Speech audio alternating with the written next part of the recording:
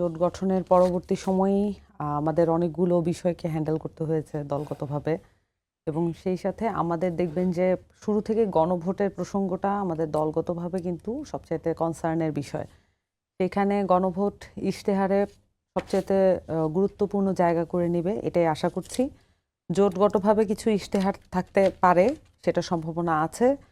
তবে জোটের যে পরিস্থিতি সেটা সংকটাপন্ন অবস্থায় আছে বলে দেখছি। আশা করি যে এই সংকটগুলো কাটিয়ে উঠে একটা যৌথ ইশতেহারও আমরা পেতে পারি।